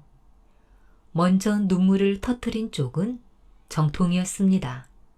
원래 천성이 심약한 데다 정이 많아 마음이 여린 정통은 소매양을 부여안고 어린아이처럼 흐느꼈습니다. 그 바람에 놀란 아이가 따라 울음을 터뜨리자 소매양도 더 이상 슬픔을 감추지 못하고 왈칵 눈물을 쏟아내었지요. 나주에서 송도까지 900리란 말이요. 900리. 그 먼 거리에 당신과 이 어린 핏덩이를 외로이 남겨두고 내 어이 살아갈 수 있단 말이요. 정통은 아예 드러내놓고 통곡했습니다. 정통의 여린 심성을 잘 아는 소매양으로서는 밤이 깊어도 방 안에 불이 켜질 기미는 보이지 않고 새 식구의 울음소리만 간간히 새어나오는 것을 지켜보며 마당에 선 소매양의 어머니도 연신 옷걸음으로 눈가를 찍어내고 있었습니다. 다음 날 소매양이 정성껏 차려온 아침상을 앞에 두고 앉은 정통은 멀거니 소매양의 얼굴만 바라볼 뿐이었지요. 부석부석해진 얼굴에 핏기라곤 하나도 없는 소매양의 얼굴을 바라보는 정통의 얼굴도 까칠하고 마른 나뭇잎처럼 바싹 메말라 있었습니다. 먼 길 나서는데 한술이라도 뜨고 가세요. 자요. 소매양이 숟가락을 들어 정통의 손에 쥐어 주었으나 정통은 이내 맥없이 숟가락을 상에 내려놓았습니다. 기다릴 수 있겠소. 내 무슨 수를 써서라도 당신을 꼭 데려가리다. 그런 걱정일랑 마세요. 서방님께서 오실 때까지 무슨 일이 있어도 여기서 한 발짝 떠나지 않을 테니까요. 네, 꼭 돌아오리다. 약속하오, 여보. 소매양은 대답 대신 말없이 고개를 끄덕이며 정통의 손에 다시 숟가락을 쥐어 주었습니다. 그리고 평소처럼 밥을 뜬 숟가락 위에 이것저것 반찬을 올려 놓아 주었지요.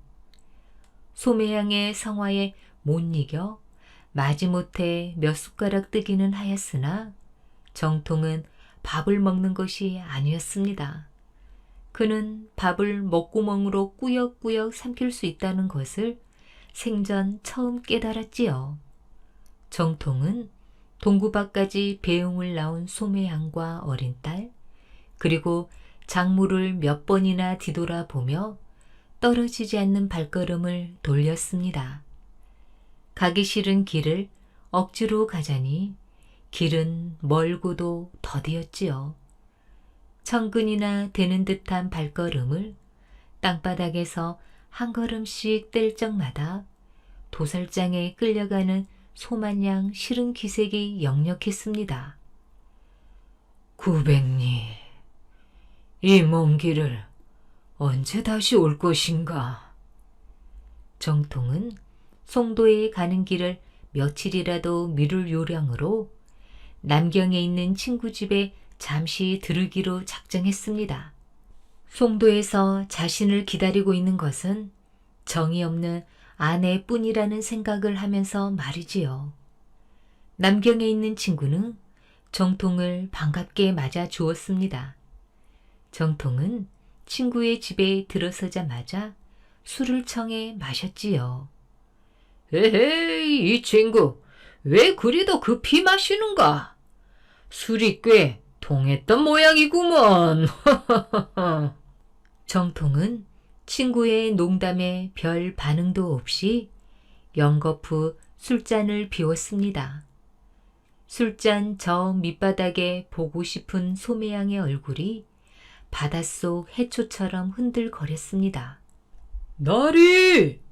밖에서 하인의 목소리가 들렸지요. 무슨 일이냐? 예, 희관사 주지승께서 나리를 찾아왔사옵니다. 알았다. 사랑제로 모시도록 해라. 예, 나리! 친구는 자신이 먹던 술을 입속에 털어넣고 술잔을 정통에게 건네며 말했습니다. 이보게, 나와 함께 그 스님을 만나러 가지 않겠나? 아주 명망이 있는 스님이시라네. 그 스님이 타고 다니는 말이 천하에 둘도 없는 천리마라는 것만 봐도 가히 대단한 분이라는 게 짐작될 걸세. 정통은 천리마라는 말에 귀가 쏠깃했지요. 아닐세. 나는 술이나 좀 더 마시고 있겠네. 기다릴 테이니 혼자 다녀오게. 그런가? 잠시만 기다리게. 친구는 정통을 혼자 방 안에 남겨두고 주지승이 기다리는 사랑채로 건너갔습니다. 친구가 방에서 나가자 정통은 급히 행장을 챙겨 마당으로 나왔지요. 그리고 천리마를 메어둔 뒷곁으로 돌아가 누가 볼세라 얼른 말 위에 올라탔습니다. 이리야! 정통은 말고삐를 움켜쥐고 책찍을 휘둘렀습니다. 가자! 나주로 가자! 정통은 쉴 새 없이 말을 달렸습니다.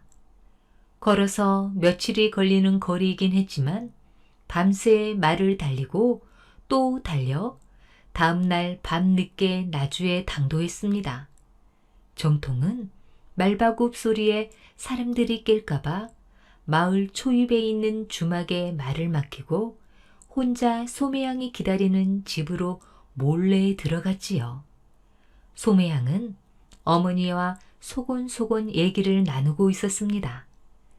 정통은 그리운 마음에 얼른 방문을 열고 들어갔습니다. 누구보다도 놀란 것은 소매양이었지요. 지금쯤은 정통이 송도에 거의 당도했을 것이라고 생각했는데 난데없이 방문을 열고 들어오자 아연 실색이었습니다. 여보, 보고 싶었어. 얼마나 당신이 그리웠는지 모르오. 아니, 서방님, 여길 어찌... 정통은 번개같이 소매양을 끌어안고 울음을 터뜨렸습니다. 옆에 있던 장모가 아이를 품에 안고 자리를 피해 조용히 밖으로 나갔지요. 여보, 난 이대로 혼자 갈 수가 없어. 아무래도 당신이 있어야겠소. 정통이 혼자 몸으로는 송도로 떠나지 않을 것이라고 판단한 소매양은 일단 따라 나서기로 마음먹었습니다.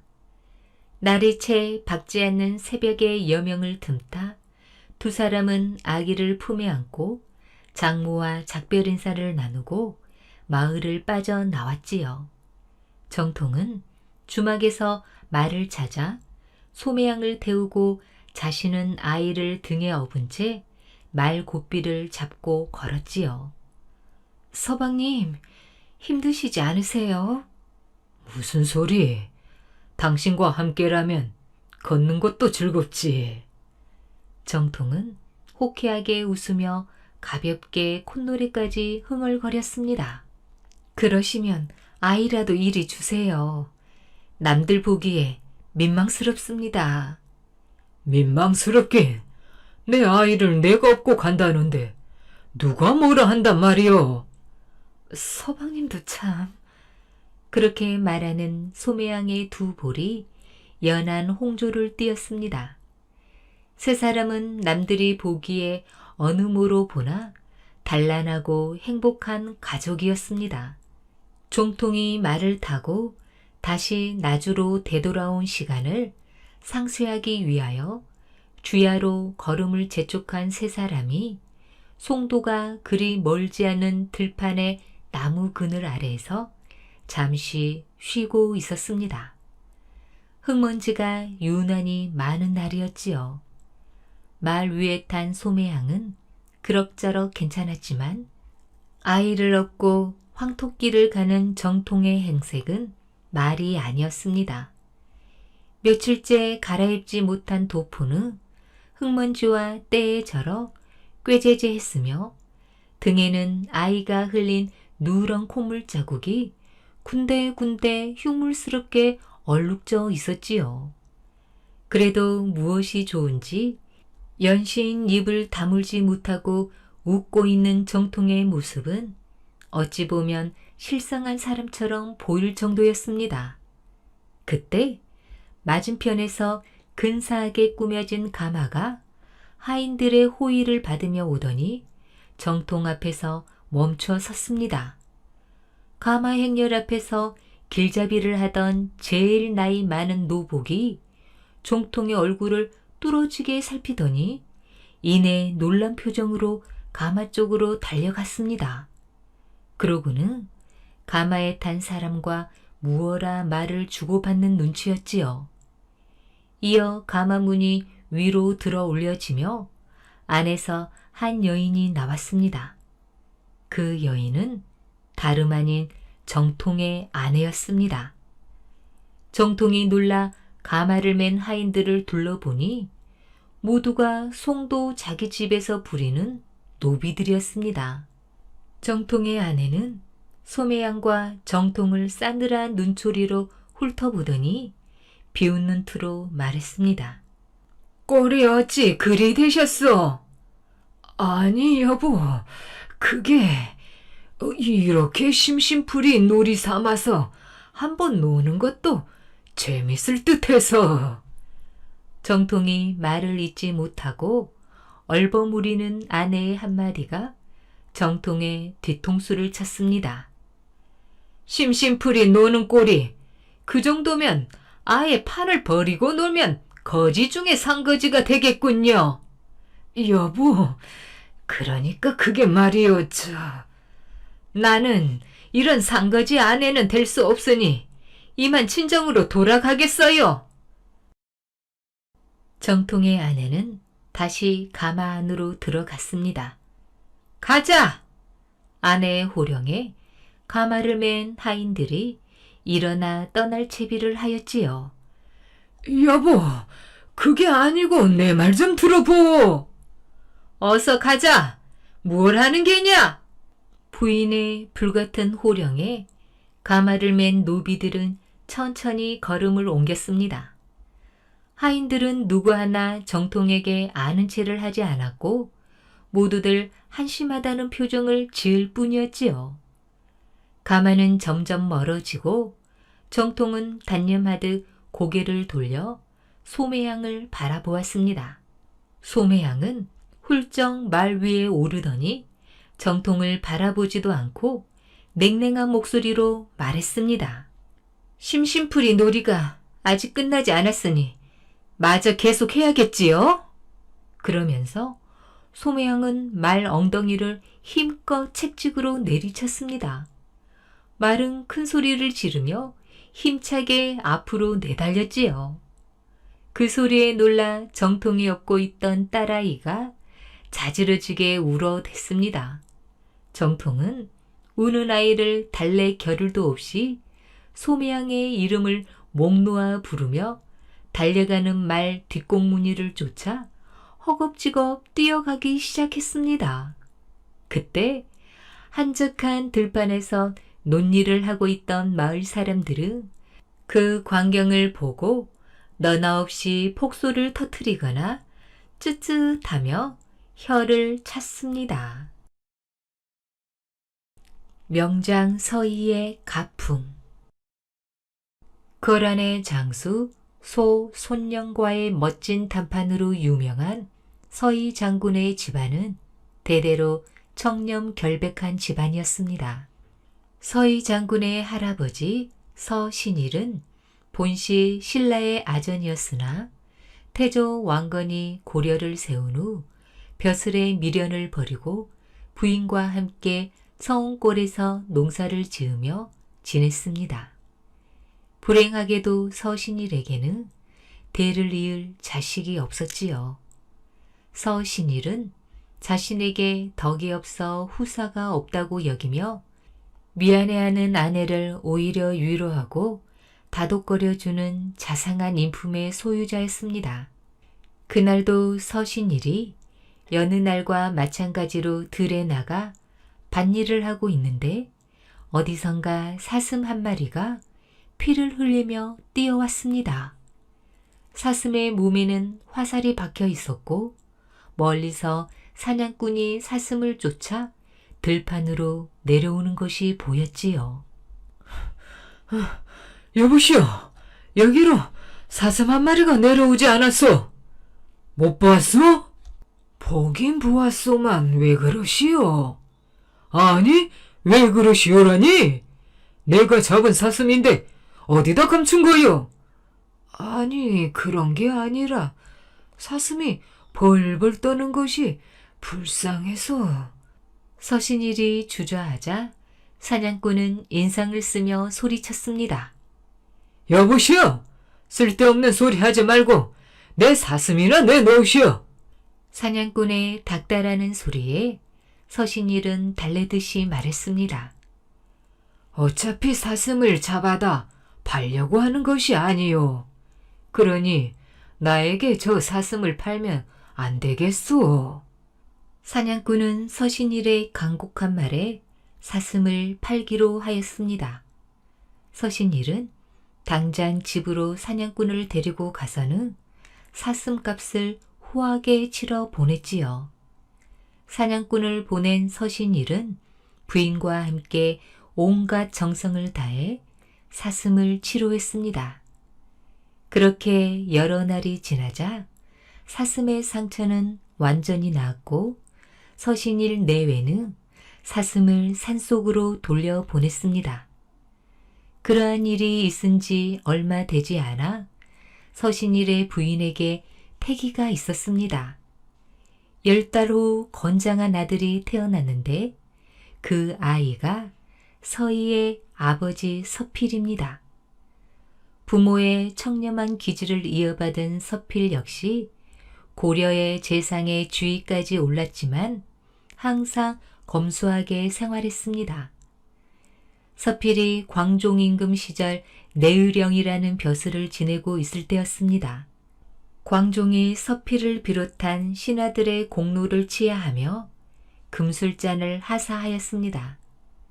그러나 서필은 금술잔을 사양하며 아뢰었지요.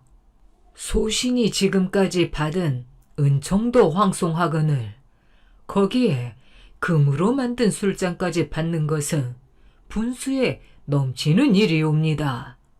게다가 복용에는 자등이 있어야 하는데 신하가 금그릇을 사용한다고 하면 전하께서는 도대체 무엇을 사용하시렵니까?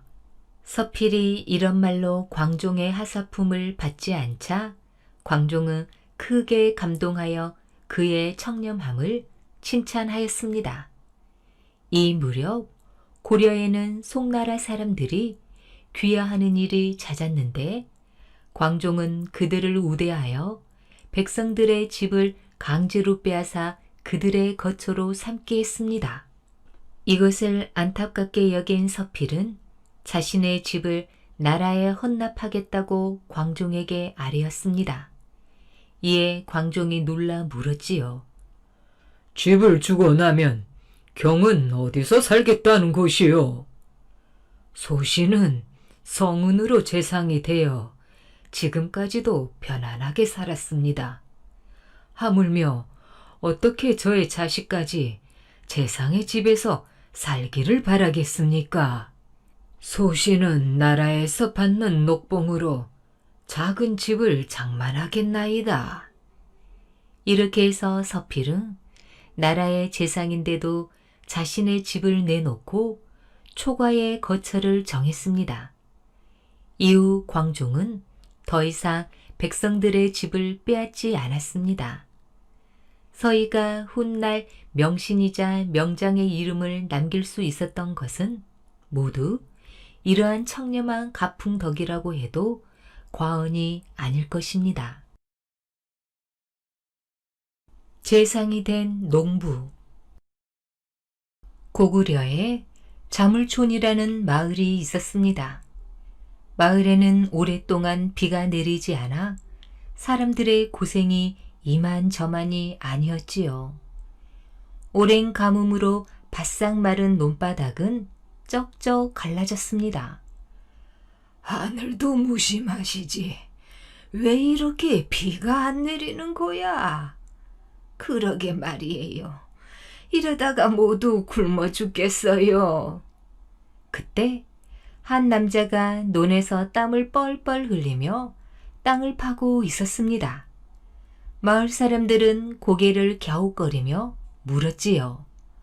아니, 바짝 마른 땅은 파서 무엇하려고?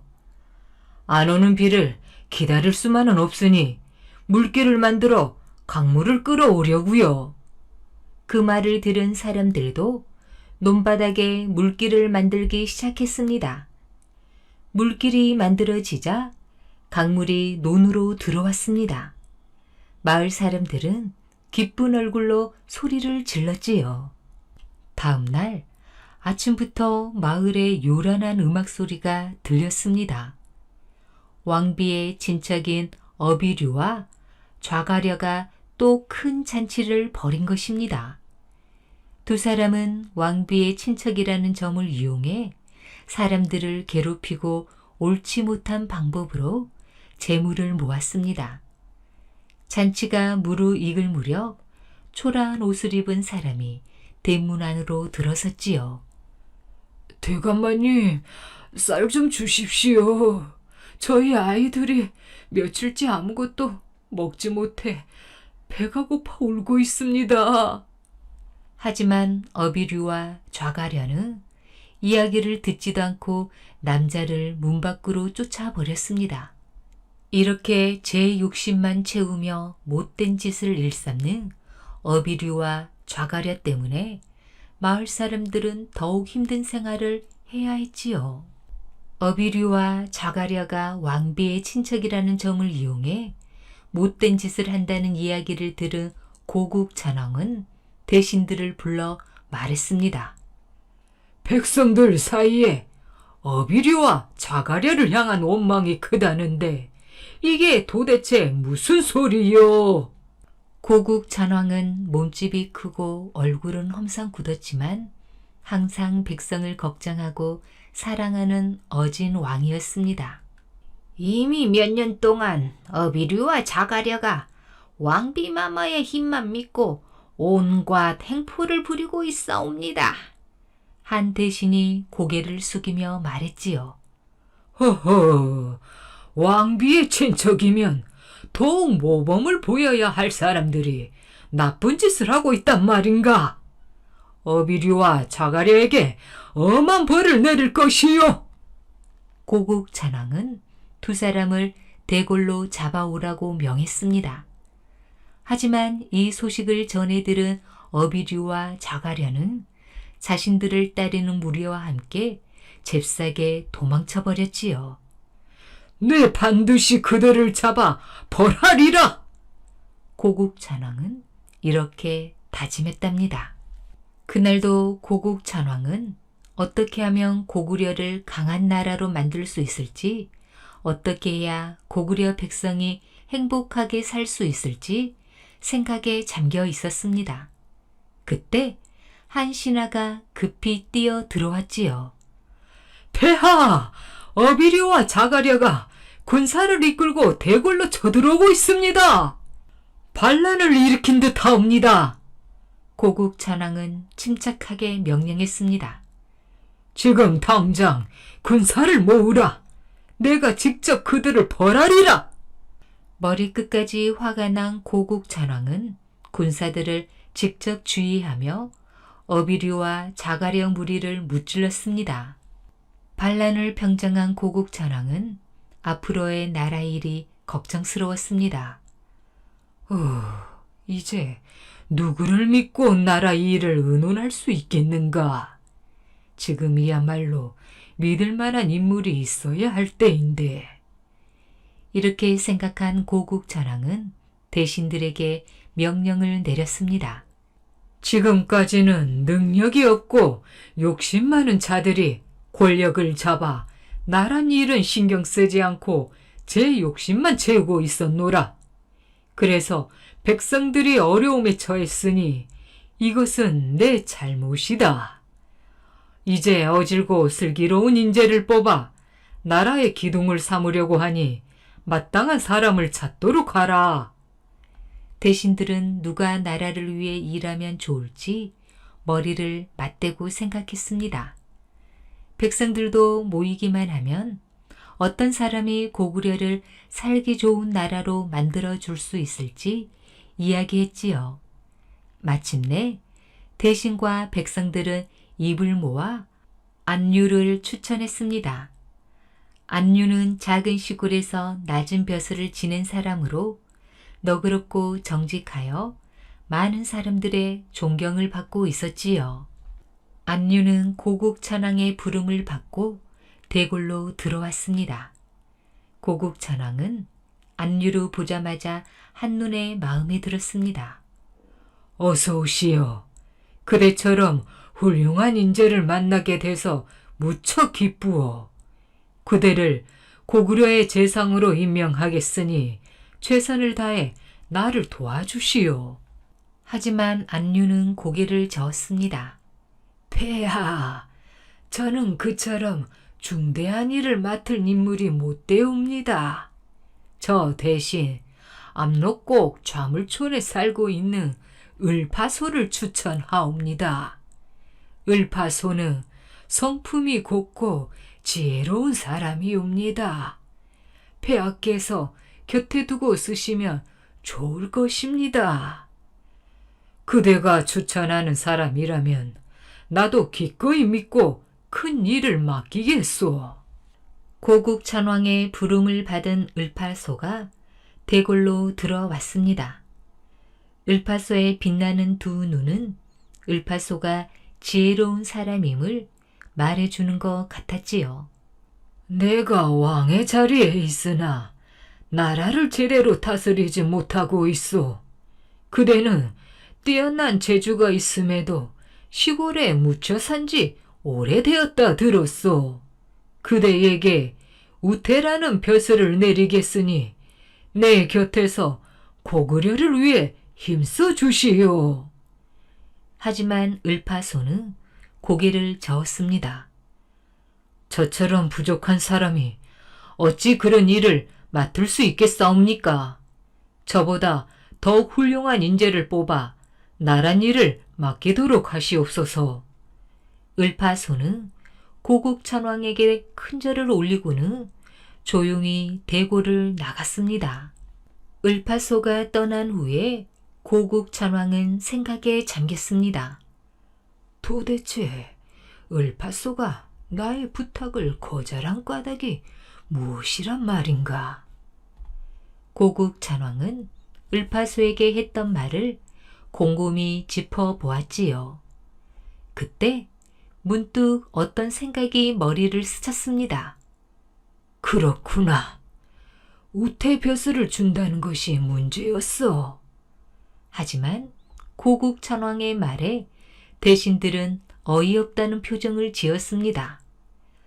하찮은 농부에게 우태 벼슬을 주었는데 거절하다니 정말 건방진 사람이군.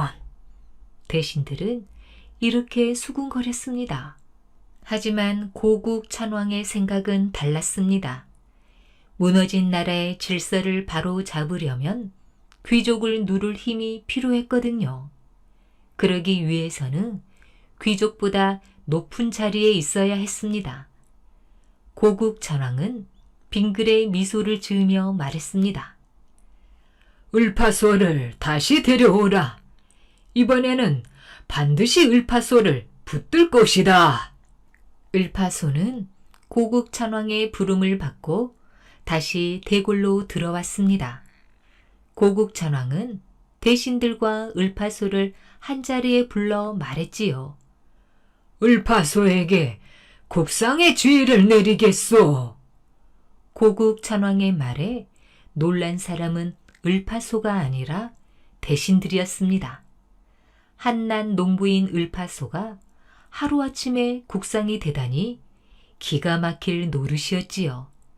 폐하, 을파소의 댐댐이가 훌륭하기는 하나 시골에서 농사만 짓던 농부인데 어찌 나란 일을 도맡아 한다는 말이옵니까? 말도 안 되는 일이옵니다. 하지만 고국 천왕의 마음은 흔들리지 않았습니다. 을파소는 머리를 조아리며 말했지요. 폐하, 저의 뜻을 알아주시니 저 또한 최선을 다해 폐하를 돕겠사옵니다. 그리하여 을파소는 국상이 되었습니다. 하지만 대신들은 여전히 을파소를 무시하고 얕보았지요. 을파소는 걱정이 되었습니다. 대신들을 하나로 아우를 수 없다면 아무리 국상 자리에 있다 한들 백성을 위해 아무 일도 못할 것이다. 이 일을 어찌하면 좋단 말인가. 현명한 고국 천왕이 을파소와 대신들 사이의 갈등을 모를 리가 없었지요. 또한 대신들이 을파소를 믿고 따르지 않는다면 을파소가 아무리 좋은 생각을 해도 일을 제대로 못할 것이라는 것도 알고 있었습니다. 고국 천왕은 대신들을 한자리에 불러 말했습니다. 귀한 자나 천한 자 가릴 거 없이 누구든지 국상을 따르지 않는다면 무거운 벌을 내리겠노라. 을파소는 자신을 믿고 도와주는 고국 천왕이 정말 고마웠습니다. 폐하와 고구려를 위해 모든 것을 바치리라. 을파소는 이렇게 다짐하며 주먹을 불끈 쥐었습니다. 을파소가 국상의 자리에 오른 지 몇 년이 흘렀습니다. 그동안 을파소는 나라를 튼튼히 하고 무너진 질서를 바로 세우기 위해 노력했지요. 하루는 을파소가 백성들이 낸 세금을 함부로 사용한 대신을 잡아들이라는 명령을 내렸습니다. 그 대신은 다름 아닌 태자의 외삼촌이었지요. 잡혀온 대신은 을파소를 보자 고래고래 소리를 질렀습니다. 내가 감히 태자의 외삼촌이 나를 잡아들이느냐? 내가 가만히 있지 않을 것이다. 을파소는 그를 찬찬히 바라보았습니다. 그대는 태자의 외삼촌이며 또한 나라의 관리인데 어찌 백성이 낸 세금을 함부로 썼단 말이오. 그런 죄를 짓고도 아직 할 말이 남아있다는 것이오. 을파소의 말에 할 말이 없어진 대신은 고개를 떨구었습니다. 을파소는 평소에는 인자했지만 죄를 지은 사람 앞에서는 서리빨같이 엄한 모습을 보였습니다. 이렇게 을파소가 나라의 질서를 바로 잡아가자 관리들도 점점 변하기 시작했습니다. 어느 해의 여름, 나라에는 큰 서리가 내렸습니다. 한참 자라던 곡식들이 서리를 맞아 모두 상했습니다. 먹을 것이 없어진 백성들은 굶주림에 지쳐갔지요. 도대체 이 어려운 시기를 어찌 헤쳐나간단 말인가. 고민하던 을파소는 고국 천왕을 찾아갔습니다. 폐하, 지금 백성들은 심한 굶주림으로 힘들어가고 있습니다. 바라옵건대 대궐 창고를 열어 백성들에게 식량을 나눠주시옵소서. 고국 천왕은 을파소의 말을 듣고 깜짝 놀랐습니다. 이제껏 한 번도 백성들을 위해 대궐 창고를 연 적이 없었거든요. 폐하, 백성이 살아야 나라가 살 수 있사옵니다. 을파소의 간절한 말에 고국 천왕은 고개를 끄덕이며 기꺼이 대궐 창고의 문을 열어 백성들에게 식량을 나누어 주었습니다. 어느 날 을파소는 한 마을을 지나다 서럽게 울고 있는 남자를 보았습니다.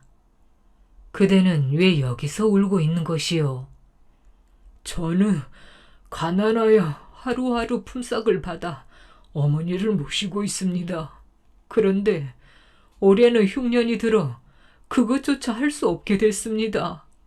을파소의 말을 들은 고국 천왕은 을파소의 뜻에 따라 관리들이 가난한 사람들을 직접 찾아가 도움을 주도록 했습니다. 고국 천왕이 백성을 아끼는 것을 알게 된 백성들은 왕을 더욱 존경하며 따랐지요. 그 후로도 을파소는 백성을 위한 제도를 많이 만들어 백성들이 행복하게 살 수 있도록 해 주었습니다. 을파소는 고국 천왕과 함께 고구려를 다스렸고 고국 천왕이 세상을 떠난 후에도 왕위를 이은 산상왕을 도와 나라를 잘 다스렸습니다.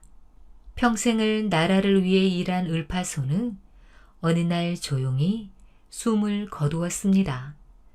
을파소가 세상을 떠나자 고구려 백성들은 목 놓아 울며 슬퍼했습니다.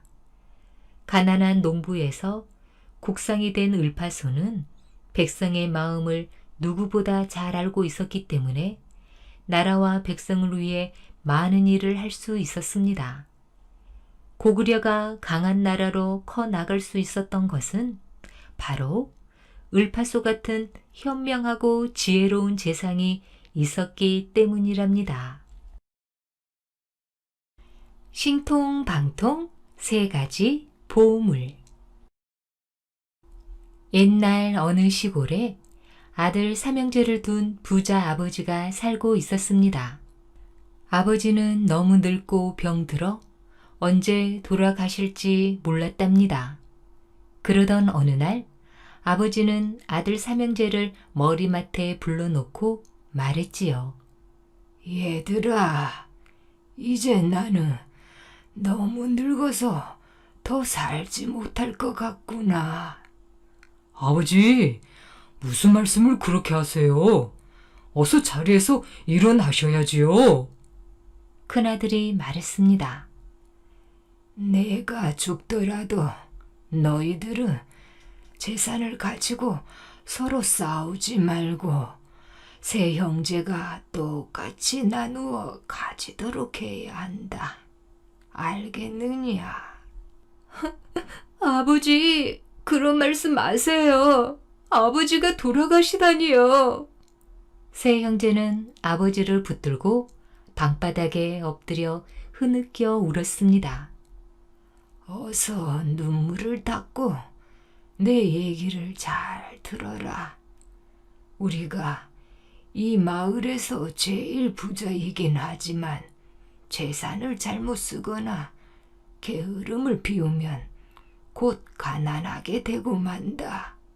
그러니 너희들은 부디 가난한 사람을 도우며 욕심을 부리지 말고 의족해 살아야 한다.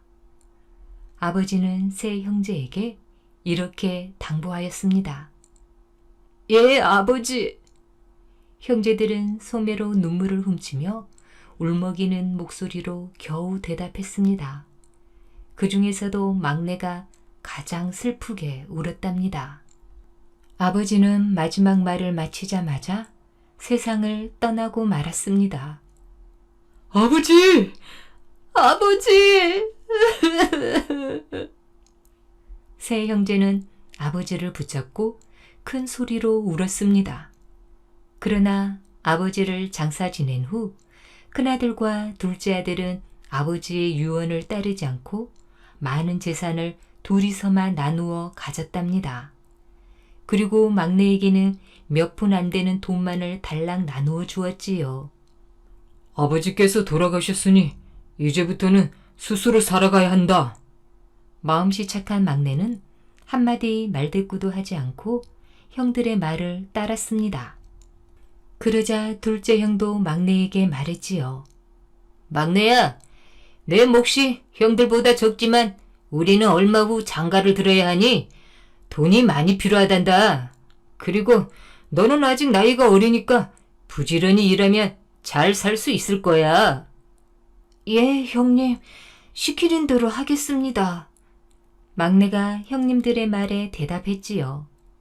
세 형제는 각자 자기 몫의 재산을 가지고 따로따로 흩어져 살림을 차리게 되었답니다. 욕심 많은 형들로부터 재산을 아주 적게 받은 막내는 당연히 가난하게 살 수밖에 없었지요. 그러나 막내는 형들에게 조금도 불평을 하지 않고 열심히 일을 했습니다. 하루는 이웃집에 사는 가난한 부부가 찾아왔지요. 저 쌀이 떨어져서 그러는데 조금만 꿔주시겠어요? 가난한 부부는 막내에게 도움을 청했습니다. 얼마나 고생이 많으시겠어요. 착한 막내는 찾아오는 사람들에게 언제나 양식과 돈을 나누어 주었습니다. 그러다 보니 몇 푼 받지 않는 돈은 자꾸만 줄어들고 살림은 점점 더 가난하게 될 수밖에 없었지요. 이러한 막내와는 반대로 큰형과 둘째 형은 점점 더 부자가 되어 갔습니다. 두 사람은 원래 욕심이 많아 가난한 사람들에게 밥 한 그릇 나누어 주는 일이 없었답니다. 두 형은 남의 것을 빼앗지 못해 안달이었지요.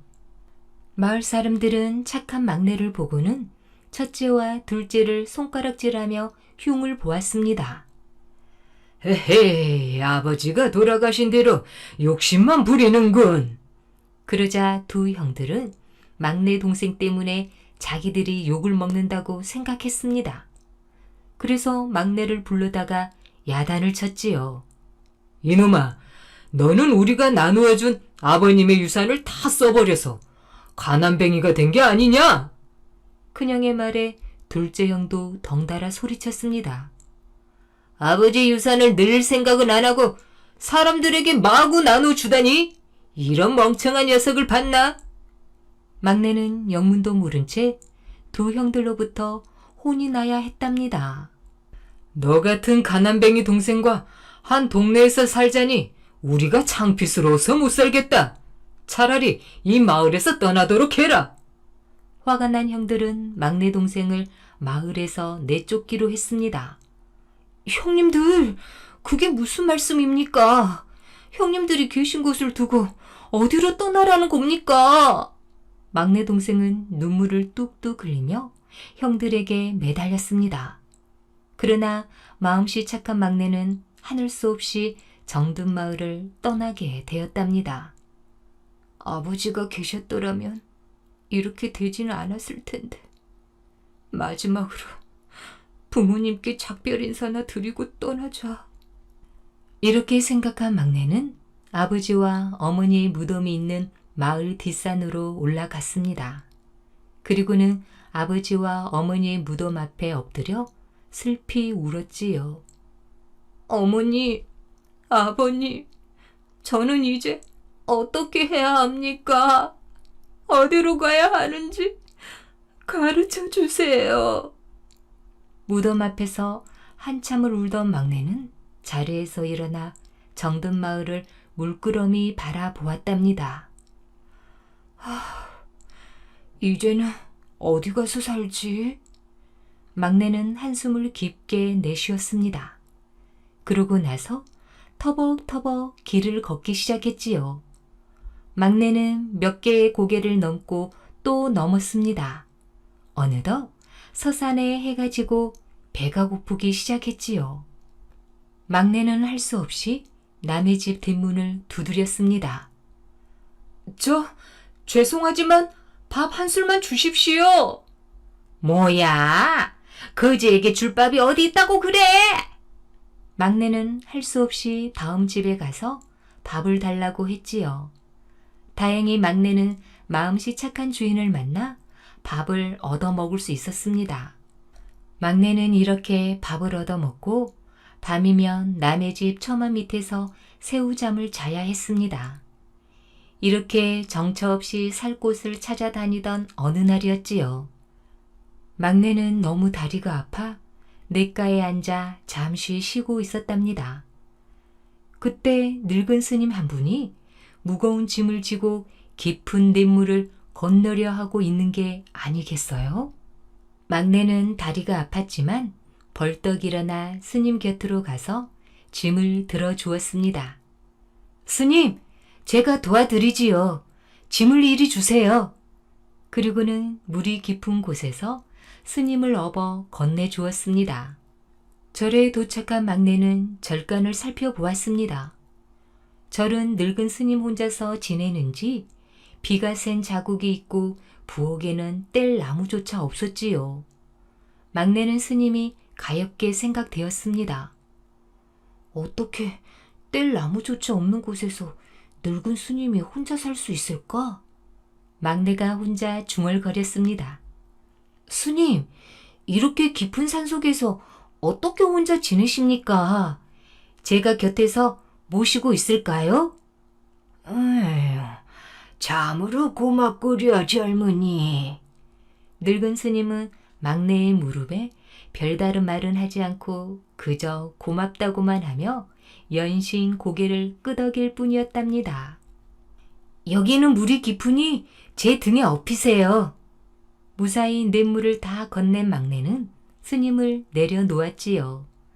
그런데 스님의 얼굴은 몹시 피곤해 보였습니다. 스님, 피곤해 보이시는데 제가 절까지 모셔다 드리지요. 막내는 스님을 부축하고 절까지 모셔다 드렸습니다. 젊은이, 고맙네. 늙은 스님은 두 손을 모아 몇 번이고 고맙다는 말을 했지요. 막내는 고맙다는 말을 허락하는 말로 듣고 그날부터 스님을 모시고 살게 되었습니다. 원래부터 부지런한 막내는 밥도 짓고 빨래도 하고 깨끗이 청소도 하였지요. 그뿐만 아니라 지붕과 울타리도 고치고 산길도 잘 닦아 놓아 스님이 다니기 좋게 만들었습니다. 그러는 동안 몇 달이 지났지요. 막내는 고향 생각이 났습니다. 지금 고향 사람들은 어떻게 지낼까?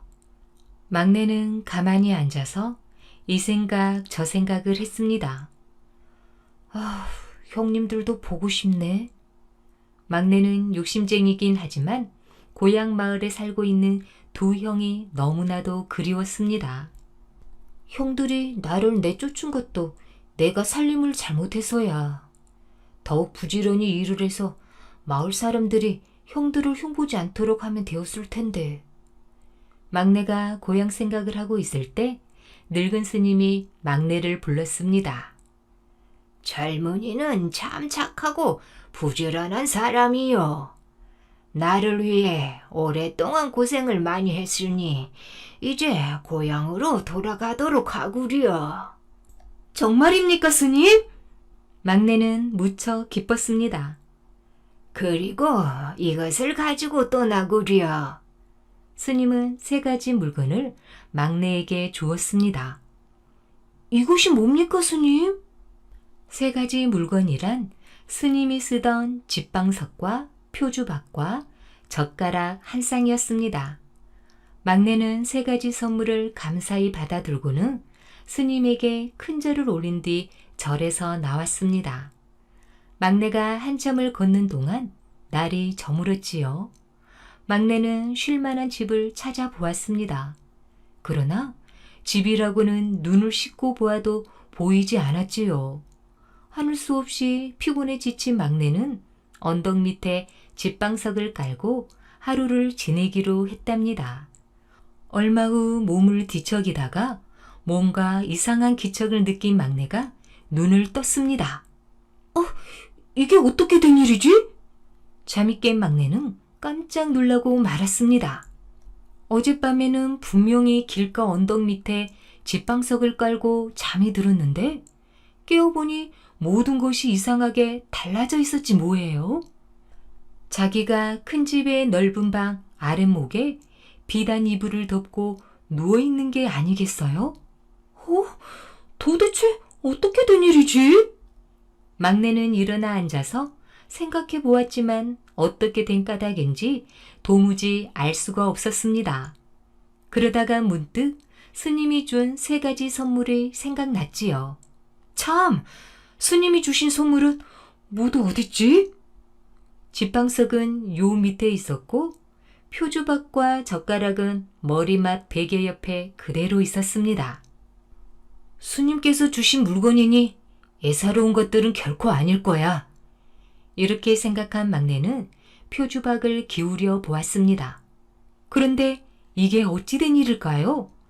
표주박 안에서 맛있는 음식이 한 상 가득 차려져 나오는 게 아니겠어요? 막내는 온종일 굶고 걸어왔기 때문에 무척 배가 고팠지요. 우와, 얼씨구 좋다! 하고는 푸짐하게 차려진 음식들을 마구 먹었습니다. 맛있는 반찬에 밥을 실컷 먹고 나니 막내는 기분이 아주 좋아졌지요. 세상을 다 얻은 듯한 느낌이 들었습니다. 그래서 자기도 모르게 젓가락을 두들겼습니다. 그러자 더 놀라운 일이 일어나는 것이었습니다. 방문이 조용히 열리더니 예쁜 여자들이 웃는 얼굴로 들어와서는 막내에게 공손히 절을 하는 게 아니겠어요? 당신들은 누구예요? 막내가 놀라서 물었지요. 주인님, 오랫동안 고생 많이 하셨습니다. 그래서 저희들이 위로 잔치를 해드리기 위해서 이렇게 왔답니다. 여자들은 막내 앞에서 노래를 부르고 장단에 맞추어 춤도 추었지요. 또 맛있는 음식을 집어 막내의 입에 쏙 넣어주기도 했답니다. 그저 어리둥절하기만 한 막내는 영문을 몰라 엉거주춤 앉아 있을 뿐이었지요. 남자들도 여러 명이 나타났습니다. 그중 한 사람이 막내에게 무릎을 꿇으며 공손하게 말했지요. 주인님, 뭐 시킬 일이 없으십니까? 무엇이든 시켜만 주십시오. 명령대로 하겠습니다. 됐습니다. 이것으로 충분해요. 막내는 뭐가 뭔지 정신이 하나도 없었습니다. 이 집은 임시로 지은 집이니 며칠만 쉬셨다가 고향으로 가도록 하십시오. 우두머리인 듯한 남자가 막내에게 공손히 머리를 숙이고 말했습니다. 집방석은 집이 되고 표주박에서는 막내가 필요로 한 것이라면 무엇이든지 다 나왔습니다. 그리고 젓가락을 두들기만 하면 남녀 하인들이 나와 막내를 도와주었지요. 막내는 몰라보게 큰 부자가 되었습니다. 이렇게 꿈꾸는 듯한 며칠이 지나갔지요. 막내는 다시 고향으로 돌아가고 싶은 생각이 굴뚝 같았답니다. 그렇게 생각하는 순간 하인들이 벌써 대문 밖에 가마를 준비해 놓고 있었지요. 막내는 가마를 타고 고향으로 돌아왔습니다.